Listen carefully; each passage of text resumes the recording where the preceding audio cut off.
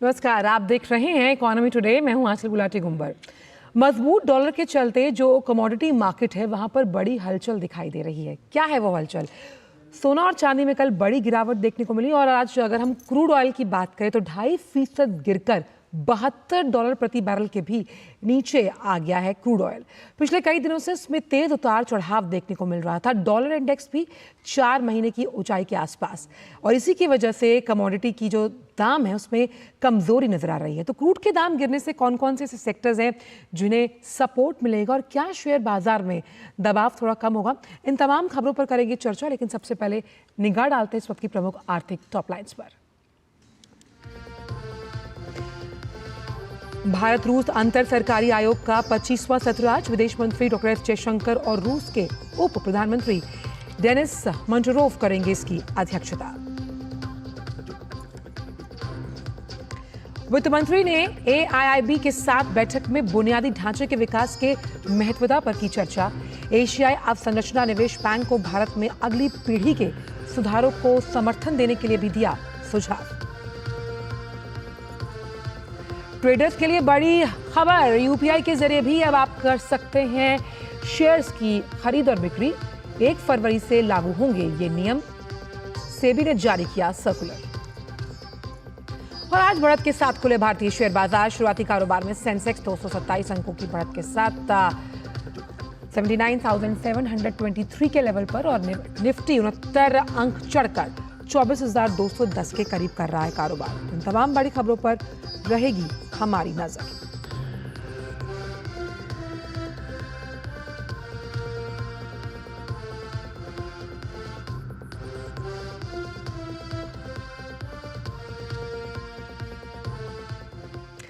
तो दुनिया भर के बाजारों का हाल जानते हैं। सबसे पहले चलते हैं गिफ्ट निफ्टी की तरफ कि किस तरह से वहां पर और किन स्तरों पर गिफ्ट निफ्टी कारोबार करता हुआ नजर आ रहा है। 24,262 का लेवल, 40 अंकों की बढ़त। और इसी के साथ कदम ताल मिलाते हुए हमने देखा कि स्टॉक मार्केट को अच्छी ओपनिंग मिली, बाजार की मजबूत शुरुआत हुई है। सेंसेक्स का ओपनिंग काउंटर अगर हम देखें तो 250 अंकों की बढ़त के साथ सेंसेक्स कारोबार करता हुआ नजर आ रहा है, यानी कि 79,723 का लेवल और 227 अंकों की बढ़त यहाँ नजर आ रही है। ONGC और HCL टेक में बढ़िया तेजी है। निफ्टी का भी देख लेते हैं क्या सूरत हाल है। 24,210 का लेवल।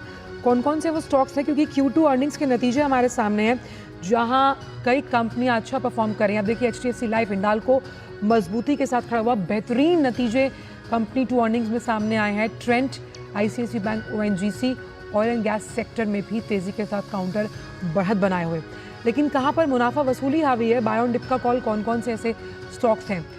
FMCG ये तो होना ही था। ब्रिटानिया के जो नतीजे सामने आए Q2 अर्निंग्स के, वो उम्मीद के मुताबिक नहीं रहे, इसलिए FMCG के इस काउंटर में बड़ा दबाव देखा जा रहा है। Asian paints, doctor Reddy's, M&M और इंडसइंड बैंक में भी इस वक्त दबाव देखा जाए। तो तमाम सेक्टर्स जो इस वक्त मुनाफा वसूली के साथ अपनी उपस्थिति शेयर मार्केट में दर्ज करा रहे हैं। इन सभी स्टॉक्स पर भी दिन भर रहेगी हमारी नजर। और आइए रुक करते हैं कुछ अहम आर्थिक खबरों की तरफ और बात करते हैं केंद्रीय वित्त मंत्री निर्मला सीतारमण की, जिन्होंने नई दिल्ली में एशियाई अवसंरचना निवेश बैंक के जो प्रतिनिधि मंडल है उसके साथ बैठक की है। और इस बैठक में 9 विभिन्न जो सेक्टर्स हैं, AIIB के निदेशक मंडल के 11 अधिकारी और इसके साथ साथ इसी बैंक के जो प्रबंधन के वरिष्ठ प्रतिनिधि हैं वो शामिल थे।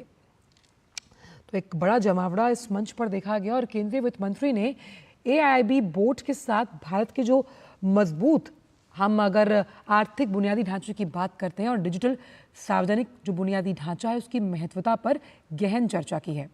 वित्त मंत्री साहिबा ने कहा कि AIIB को जलवायु अनुकूल और लचीलापन, बुनियादी ढांचे के विकास के साथ साथ जब हम एनर्जी सिक्योरिटी की बात करते हैं और शहरी विकास की प्राथमिकता वाले तमाम क्षेत्रों में अपने निवेश को व्यापक बनाना चाहिए। यानी कि अगली पीढ़ी के लिए ये तमाम क्षेत्र कितने अहम हैं, ज़रूरी हैं, इसकी गुणवत्ता पर अहम चर्चा होनी चाहिए। और इसी के साथ वित्त मंत्री ने AIIB के साथ एक अहम बैठक की है।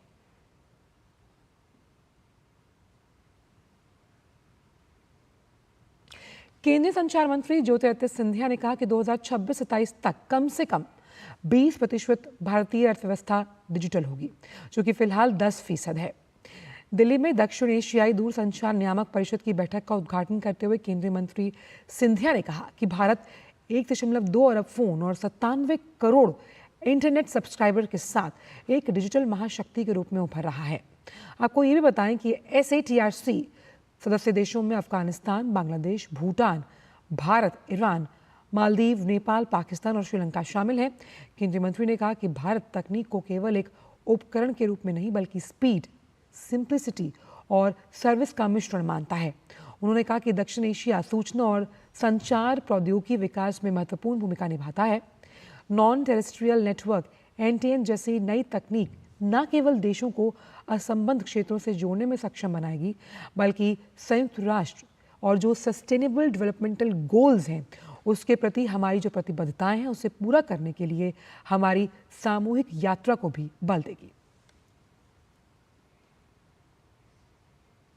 India, ladies and gentlemen, treats technology not only as a tool, but as a harmonious blend of speed, blend of simplicity, and blend of service. The advent of non-terrestrial networks, more specifically, the GEO, in addition to the GEO satellites, the medium Earth orbit and the low Earth orbit satellites, have now given a new inflection point to telecommunication technology. And I believe that presents a huge opportunity to be able to connect the hitherto unconnected population across the length and breadth of our country.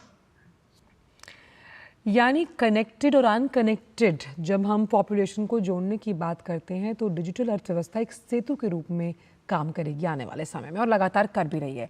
और आइए अब रुक करते हैं हम equity बाजारों का। जी हाँ, इक्विटी म्यूचुअल फंड्स का जो इनफ्लो अक्टूबर महीने में रहा वो सबसे ज़्यादा रहा। अगर हम पिछले वर्ष की तुलना करें तो 21% बढ़कर ये 41,887 करोड़ हुआ।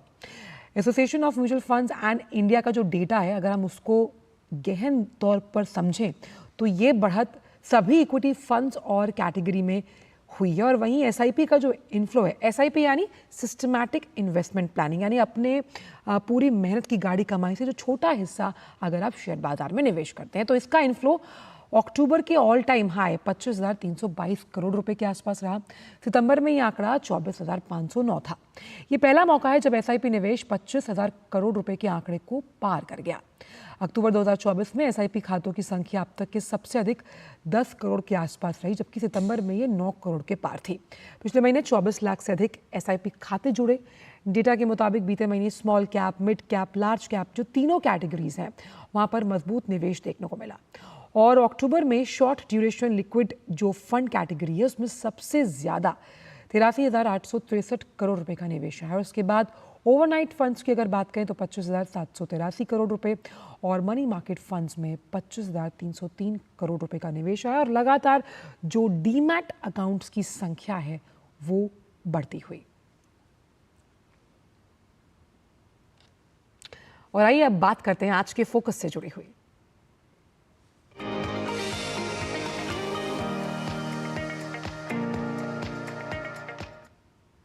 तो आज के फोकस में बात होगी भारत रूस के द्विपक्षीय व्यापार संबंधों की। वजह यह है कि रूस के जो पहले उप प्रधानमंत्री हैं डेनिस मंटुरोव वो भारत के दौरे पर हैं और कल प्रधानमंत्री से उनकी मुलाकात हुई। दोनों नेताओं ने व्यापार के साथ साथ आर्थिक संबंधों, ऊर्जा और संपर्क जैसे विभिन्न क्षेत्रों में सहयोग को बढ़ाने पर विचार विमर्श किया है। वहीं रूस के उप प्रधानमंत्री डेनिस मंटुरोव के मुलाकात के बाद प्रधानमंत्री ने एक्स पर एक पोस्ट साझा किया और अपनी खुशी को व्यक्त किया। उन्होंने बताया कि भारत रूस विशेष अधिकार प्राप्त रणनीतिक साझेदारी को और मजबूत करने के लिए राष्ट्रपति पुतिन के साथ उनकी हालिया यात्राओं और बैठकों के दौर के लिए जो तमाम निर्णय लिए गए हैं उन्हें लागू करने के लिए दोनों पक्षों की टीम मिलकर काम कर रही हैं।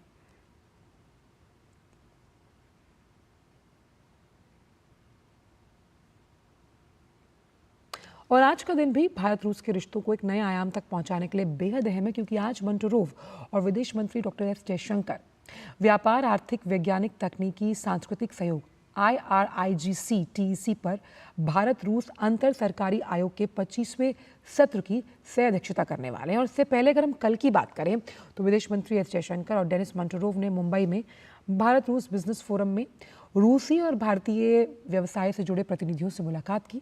बिजनेस फोरम में दोनों देशों के बीच आर्थिक और व्यावसायिक सहयोग को बढ़ाने पर चर्चा हुई और इस दौरान कई ऐसे विषय थे जिसको लेकर अलग अलग सेशंस ऑर्गेनाइज किए गए।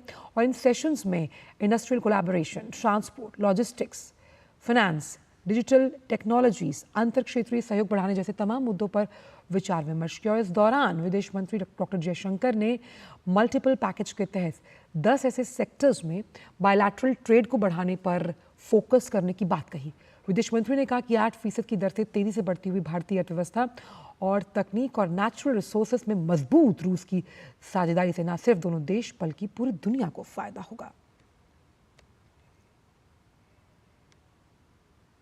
We have a long history of strong convergence and deep friendship allows us to make the best of both factors. That the two economies are so complementary is also a key consideration. A partnership between an India that has an 8% growth rate for multiple decades ahead and a Russia that is a key natural resources provider as well as a major technology leader will serve both of them and the world well. विदेश मंत्री ने make in India तहत रूस के भारत में निवेश की भी प्रशंसा की। विदेश मंत्री ने कहा कि दोनों देशों में द्विपक्षीय संबंधों में गैर आर्थिक क्षेत्रों का भी काफ़ी महत्व है, यानी कि सॉफ्ट, जब हम पावर की बात करते हैं, सॉफ्ट डिप्लोमेसी की बात करते हैं। उन्होंने कहा कि शिक्षा और फिल्म क्षेत्र में भी दोनों देशों की साझेदारी को मजबूत किया जाएगा। The importance of non-economic domains such as education or film as contributions to a larger societal but also economic connect between us. चलिए अब ग्राफिक्स के जरिए भारत और रूस के संबंधों को समझने की कोशिश करते हैं कि आखिरकार कि ये एक लेवल प्लेइंग फील्ड और विन विन सिचुएशन क्यों है दोनों देशों के लिए। तो भारत का लंबे समय से एक विशेष साझेदार रूस रहा है। दोस्ती कई दशकों पुरानी है। पिछले 75 वर्षों से भी अधिक के समय में दोनों देशों के बीच द्विपक्षीय संबंध मजबूत और स्थिर बने हैं, स्टेबल है। भारत और रूस में अब राष्ट्रीय मुद्राओं में, यानी कि अपनी अपनी जो उनकी करेंसीज है उसमें 60% ट्रेड होता है। वाणिज्य विभाग के आंकड़ों को अगर हम माने तो वित्त वर्ष 2023-24 में द्विपक्षीय व्यापार $65 बिलियन के सर्वकालिक उच्च स्तर पर पहुंचा। और भारत से एक्सपोर्ट किए जाने वाली प्रमुख वस्तुओं में फार्मास्यूटिकल्स, कार्बन रसायन, विद्युत मशीनरी, तमाम यंत्रों से जुड़े हुए उपकरण, लोहा और इस्पात शामिल हैं। जबकि रूस से आयात की जाने वाली प्रमुख वस्तुओं में पेट्रोलियम के उत्पाद, क्योंकि एनर्जी प्रोड्यूसर है बहुत बड़ा रूस, फर्टिलाइजर्स, खनिज, कीमती पत्थर, धातु और वनस्पति तेल आदि शामिल हैं। और भारत में रूस द्वारा प्रमुख द्विपक्षीय निवेश oil and gas sector, petrochemicals, banking, railway में है। जबकि रूस में भारतीय निवेश मुख्य रूप से तेल और गैस के साथ साथ फार्मास्यूटिकल्स क्षेत्र में है, यानी कि इन तमाम क्षेत्रों में दोनों ही देशों की अहम साझेदारी है। और भारत और रूस पर व्यापक चर्चा करने के लिए बेहद खास मेहमान हमारे साथ जुड़े हुए हैं। डॉक्टर अमित कपूर जाने माने अर्थशास्त्री हैं। डॉक्टर अमित, आपका बहुत बहुत स्वागत है हमारे इस खास शो पर। पहला सवाल यही कि बहुत सालों पहले राज कपूर साहब का गाना मुझे याद आ रहा है कि सर पे लाल टोपी रूसी फिर भी दिल है हिंदुस्तानी, यानी कि जब हम दोनों देशों को कूटनीतिक लेवल पर आगे बढ़ते हुए देखते हैं तो उसमें सॉफ्ट डिप्लोमेसी के साथ साथ वृहद आर्थिक परिप्रेक्ष्य भी शामिल है। आपका नजरिया क्या कहता है? नहीं, बिल्कुल जी। अगर हम कभी इंडिया और रशिया के बारे में और इंडिया और रूस के बारे में बात करते हैं तो जो ये एसोसिएशन है वो बहुत डीप है जी। क्योंकि अगर हम देखें जो इंडिया का डेवलपमेंट था 1947 के बाद, उसके ऊपर जो रूस का इन्फ्लुएंस और उनकी जो सूझबूझ का जो इन्फ्लुएंस था वो इंडिया के ऊपर था जी। और उसके साथ जो रूस ने हमारा साथ दिया है over a period of time. अगर आप कभी सिक्योरिटी इश्यूज की बात करें, रूस से ज़्यादा स्टेबल पार्टनर इंडिया का कोई भी नहीं रहा जी। हमारे पास बाकी देश भी पार्टनर्स रहे, बट रशिया से अच्छा पार्टनर इंडिया के लिए कभी नहीं रहा। और वो जो चीज़ थी, जो नॉलेज जो एक्सचेंज होता था एक ज़माने में, अगर आपको याद हो आज से 20 साल पहले हम लोग जब छोटे होते थे या वी वर किड्स, तो हम लोग रशियन बुक्स को बहुत पढ़ा करते थे। जब हम फिजिक्स की किताब पढ़ रहे हैं तो रशियन किताब पढ़ रहे हैं, और हम यहाँ से अगर आप किसी रशिया के आदमी को मिलते थे, उनको राज कपूर और उनके फिल्मों के बारे में पता जी। रहता था। वो आज भी ऐसा ही है जी, क्योंकि कल्चरल एक्सचेंज वो बहुत स्ट्रांग है। और जो इंडियन एसोसिएशन जो है, इट इज डीप इनफ, क्योंकि जो आपका जो हिस्टोरिकल एंटीसीडेंट है, नॉट इवन 1947, उससे बहुत पहले का इंडिया का एक्सचेंज इससे चल रहा है जी। डॉक्टर कपूर, इसमें एक चीज़ समझने की ज़रूरत है। जिस तरह से कल जब हमने जयशंकर साहब का संबोधन सुना, उन्होंने बहुत अहम बात ये कही कि जब हम कारोबार को आगे बढ़ाने की बात करते हैं तो इसका जो सेटलमेंट है वो उनकी जो लोकल करेंसीज है उसमें होना चाहिए। इस वक्तव्य का क्या अभिप्राय या क्या मतलब निकाला जाए, और ख़ास तौर पर जो लोकल करेंसीज हैं, किस तरह से वो डिजिटल ट्रांजैक्शंस को और ट्रांसपेरेंट और अकाउंटेबल बनाती हैं व्यवसाय को आगे बढ़ाने के लिए? ये बहुत इंपॉर्टेंट क्वेश्चन है जी। और जो इस केस के अंदर जो हमारे डेवलपमेंट हुए हैं जी, स्पेशली 2019 के बाद, एक पॉइंट जो है, जो हमारे यहाँ डिजिटल पेमेंट इंफ्रास्ट्रक्चर है जी, जो डीपीआई की बात हो जी। रही है, और जो जैम ट्रिनिटी के तहत जो किया गया, वो एक बहुत इंटरेस्टिंग सिचुएशन हुई जी, जहाँ पे हम लोगों को जो बैंकिंग सिस्टम है और जो आपका एक्सचेंज ऑफ मनी है वो बहुत परिपक्व हुआ, बहुत स्ट्रांग हुआ। और वहीं पे जब आपने कहा कि जो हमारा जो ट्रेड है वो एक डोमेस्टिक करेंसी में या रशियन करेंसी और इंडियन करेंसी में हुआ जी, क्योंकि हम और भी देख रहे हैं ये वर्ल्ड ओवर, जो डी डॉलराइजेशन है, जो डॉलर का महत्व है वो कम हो रहा है दुनिया भर में। इंडिया और रशिया जो कर रहे हैं वो अच्छा है। और जिसके अंदर एक और चीज है थी कि अगर हम अपनी डोमेस्टिक करेंसीज में ट्रेड करते हैं, तो जो आपका एक्सचेंज रेट फ्लक्चुएशन रहता है रुपए और डॉलर का, उससे आप परे हो जाते हैं जी। तो आपके जो आपके पास जो प्रॉब्लम्स होंगी एक्सचेंज रेट फ्लक्चुएशन की, वो बहुत कम हो जाती हैं, एंड इट बिकम्स बेटर। और ये बहुत इंपॉर्टेंट है दुनिया के अंदर कि एक ही करेंसी बिल्कुल दुनिया की करेंसी ना बने, क्योंकि ये important from A security point of view भी रहता है। और आपके ग्लोबल इकोनॉमिक सिस्टम के अंदर अगर एक करेंसी स्ट्रांग हो जाए तो आपके वहां पे हमेशा प्रॉब्लम ही रहेगी, क्योंकि अगर उस देश में कोई प्रॉब्लम हो इकोनॉमिक, तो वर्ल्ड ओवर उसकी प्रॉब्लम आपको दिखनी शुरू हो जाएगी।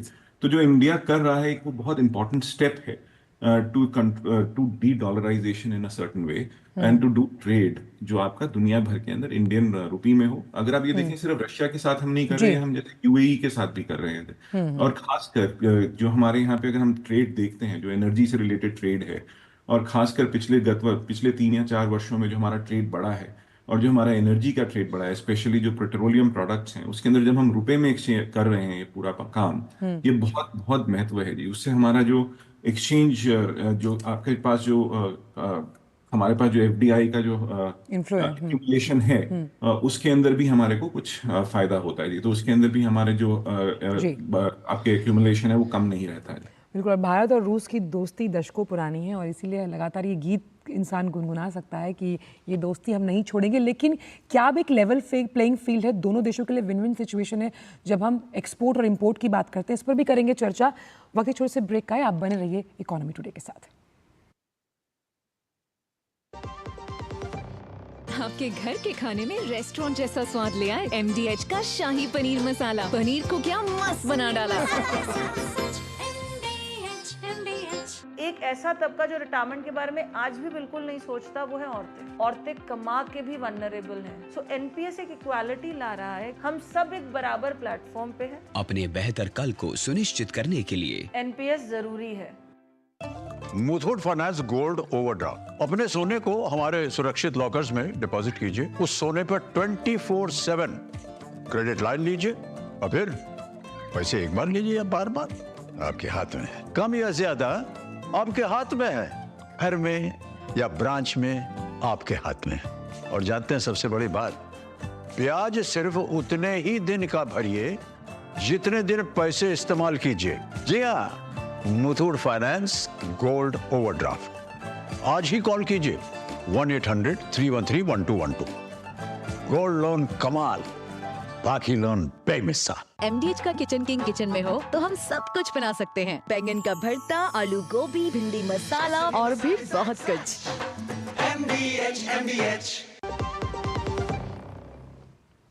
ब्रेक के बाद विकास स्वागत है। हमारे साथ बेहद खास मेहमान डॉक्टर अमित कपूर जुड़े हुए हैं, जाने माने अर्थशास्त्री, और रूस और भारत के संबंधों पर हम कर रहे हैं चर्चा। डॉक्टर कपूर, अगर हम ख़ास तौर पर एक्सपोर्ट और इंपोर्ट की बात करें, जहां हम कई क्षेत्रों में बहुत अहम साझेदार हैं रूस के लिए, वहीं वहाँ के जो नेचुरल रिसोर्सेज हैं वो हमारे लिए बहुत इम्पॉर्टेंट हैं। इस साझेदारी को और ट्रांसपेरेंट बनाने के लिए किस तरह का रोड मैप, अगर आप देखें जो ये मीटिंग्स अब होने वाली हैं, उसमें तैयार किया जाएगा? देखिए, जो जैसे आपने कहा जी कि जो हमारा एक्सचेंज है और जो स्पेशली जो नेचुरल रिसोर्सेज के ऊपर जो ट्रेड है वो बहुत इंपॉर्टेंट है जी। और उसके अंदर खासकर जो चीज़ महत्व रखती है जी, वो पेट्रोलियम प्रोडक्ट्स के ऊपर है जी। अगर हम पेट्रोलियम प्रोडक्ट्स की बात करें, जो इंडिया के एनर्जी सिक्योरिटी है वो इन पेट्रोलियम प्रोडक्ट से बहुत ज़्यादा परिपक्व होती है और बहुत पॉजिटिव रहती है जी।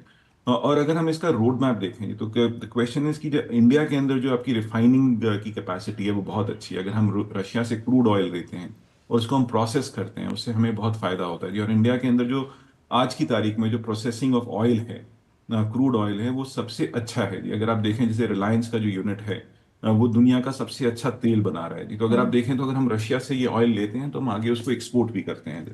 तो हमारा पूरा एक्सचेंज जो हो रहा है, जो ट्रेड हो रहा है, इससे बहुत ज्यादा पॉजिटिव हो रहा है जी।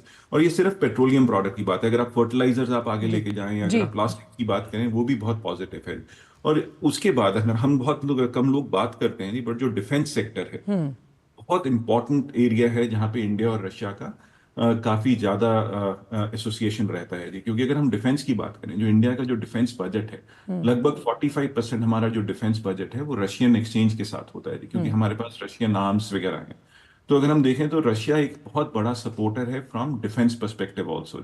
और ये ट्रेड आगे बढ़ेगा ही बढ़ेगा जी। क्योंकि जो देश की सिक्योरिटी नीड्स हैं वो समय के साथ आगे बढ़ ही रही हैं जी। क्योंकि जैसे जैसे दुनिया के हालात हैं तो इंडिया के सिक्योरिटी ऑपरेटर्स को भी स्ट्रांग होना है, तो वहां पे भी आगे चीजें बढ़ेंगी। तो जी। आगे जो रोड मैप है, मुझे ये लगता है कि 3 या 4 सेक्टर हैं जहां पे ये रोड मैप बहुत क्लियरली विजिबल है। डिफेंस का एसोसिएशन आपका बढ़ेगा, आपका जो एनर्जी के ऊपर एसोसिएशन है जिसके अंदर आप पेट्रोलियम फर्टिलाइजर्स वगैरह की बात करें।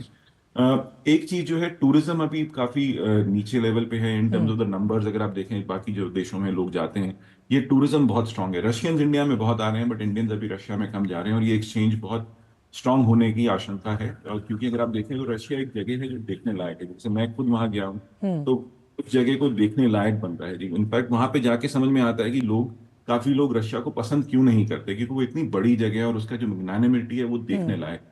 तो टूरिज्म एक चीज हो जाएगी जी। फार्मास्यूटिकल ट्रेड एक ऐसा है जो इंडिया वहां पे बहुत बड़ा कंट्रीब्यूशन होगा जी।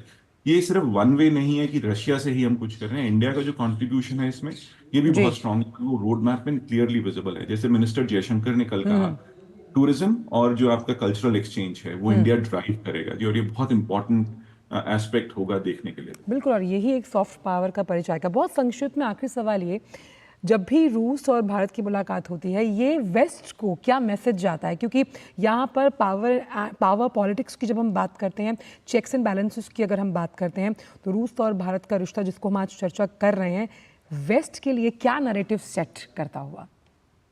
नहीं, मैं इसके अंदर ज्यादा नहीं देखता जी। एक वो मित्र हैं हमारे और ये हम कहीं पे we can't take it away कि रूस जो है इंडिया का सबसे महत्वपूर्ण मित्र रहा है जी। अगर आप कभी भी किसी सिक्योरिटी सिचुएशन की बात रही, अगर आप वो 1971 की सिक्योरिटी की स्टोरी सुनते हैं तो रशिया ने ही हेल्प किया था जब अमेरिकन फोर्सेस इंडिया की तरफ बढ़ रही थी, स्पेशली जब बांग्लादेश और पाकिस्तान बने थे और इंडिया का उसमें बहुत बड़ा रोल रहा था। तो रूस हमेशा एक ढाल की तरह इंडिया के साथ खड़ा रहा है। तो वो बहुत इंपॉर्टेंट पार्टनर है। तो ये मैसेज तो क्लियर है जी कि रशिया जो है उसका जो आपका जगह है इंडिया के माइंडसेट में वो बहुत स्ट्रांग है और वो उसको आप रिप्लेस नहीं कर सकते जी। आप बाकी लोग भी मित्र होंगे बट रशिया की एक अपनी जगह है और इंडियंस के मन में और रशियंस के मन में एक बहुत बड़ी जगह है एक दूसरे के लिए।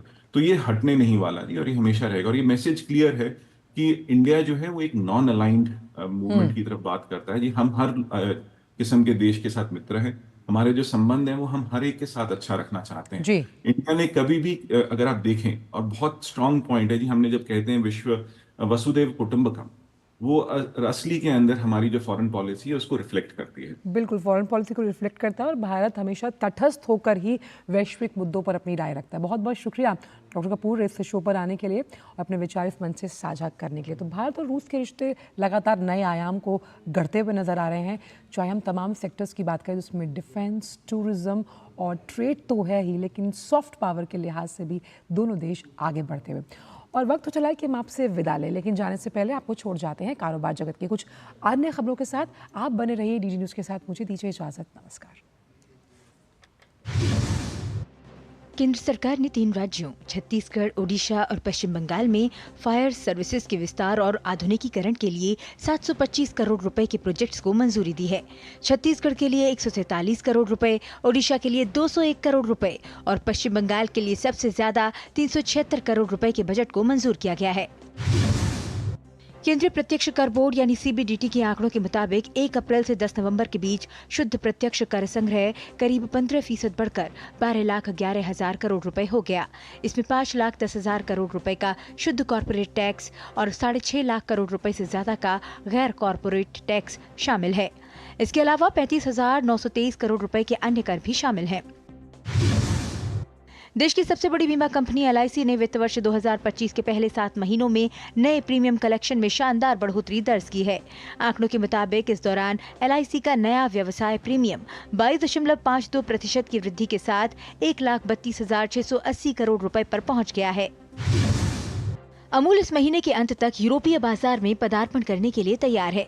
गुजरात सहकारी दुग्ध विपणन महासंघ के प्रबंध निदेशक जयन S मेहता ने कहा कि कंपनी पहले स्पेन में उत्पाद लॉन्च करेगी और फिर यूरोप के अन्य देशों में विस्तार पर विचार करेगी। भारतीय औषधि बाजार में अक्टूबर 2024 के दौरान 6% की मूल्य वृद्धि दर्ज की गई है।